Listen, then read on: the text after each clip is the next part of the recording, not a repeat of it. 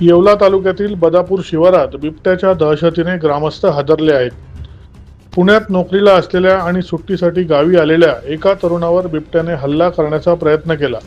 सुदैवाने हा तरुण थोडक्यात बचावला. या घटनेनंतर परिसरात वन विभागाने पिंजरा लावला असून ग्रामस्थांमध्ये चिंतेचे वातावरण आहे. येवल्यातील बदापूर शिवारात शेतकरी कुटुंबातील रमेश मोरे हा युवक जो पुण्यात नोकरीला आहे तो सुट्टीसाठी घरी आला होता. पहाटेच्या सुमारास रमेश लघुशंकेसाठी घराबाहेर आला असता दबा धरून बसलेल्या बिबट्याने त्याच्यावर हल्ला करण्याचा प्रयत्न केला. बिबट्याला पाहताच रमेशने तातडीने तेथून पळ काढल्याने त्याचे प्राण वाचले आणि मोठा अनर्थ टळला. या घटनेची माहिती मिळताच वन विभागाचे वनरक्षक पंकज नागपुरे आणि चालक गणेश चव्हाण यांनी तातडीने घटनास्थळी धाव घेऊन पाहणी केली.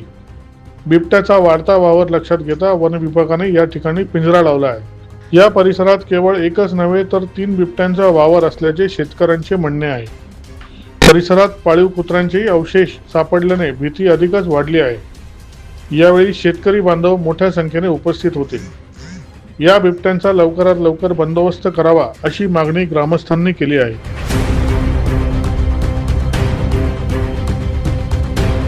आज रोजी सकाळी नवनाथ शिंगर यांचा मला कॉल आला. त्या कॉलवर असं कळालं की सकाळी 4 वाजता पहाटेच्या त्यांच्या इथं आलेला मुलगा आहे त्याच्यावर नाही का म्हणजे सकाळी तो बाहेर निघाला म्हणजे लघुशंकेला बाहेर निघाला होता. तर बिबट्या तिथे शिकाऱ्याची याच्याने दाबा धरून बसलेला होता. त्याची आणि त्याची समोरासमोर नजर झाली व ते हा मुलगा त्याच्या दिशेने पळाला आणि बिबट्या पण त्याच्या दिशेने पळाला. पण तो पळता 2-3 पावलं घेऊन तो मुलगा पडला व त्याच्या पायाला थोडी जखम झालेली आहे. त्यांनी सांगितल्याप्रमाणे आम्ही ते पिंजरा लावावा सदर ठिकाणी 3 बिबट्याचा वावर आहे. त्यामुळे आम्ही सदर ठिकाणी तुरंत तत्काळ आलो. सदर ठिकाणी मागणीनुसार पिंजरा लावलेला आहे. सदर ठिकाणी पाहणी केली असता तर 2 दिवसाआधी एक कुत्रे पण इथं मारलेलं आहे. ते कुत्र्याचे पण औषध आम्हाला सापडले. त्यानुसार आम्ही त्या जागेची पाहणी करून त्या जागेवर आम्ही पिंजरा लावलेला आहे. आता तिथे एखादं बक्ष ठेवून 2-4 दिवस आम्ही हा कार्यक्रम करणार आहेत आणि त्या कार्यक्रमामध्ये आम्ही बिबट्या टॅप करण्याचा प्रयत्न करणार आहे. माझं नाव रमेश आहे. मी पुण्याला जॉब करतो आणि मी इथं सुट्टीवर आलो होतो जत्रेनिमित्त. तर सकाळी उठलो आणि माझ्या समोरच अचानक दिसला आणि मी त्याला बघून घाबरून थोडंसं पळालो. तर मी पळता पडलो आणि थोडंसं इजा पण झाली मला असं.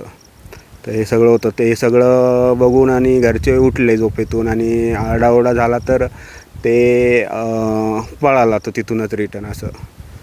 तर एकंदरीत तुम्हाला काही बिबट्याने जखमा केल्या? नाही, बिबट्याने जखमा नाही केल्या.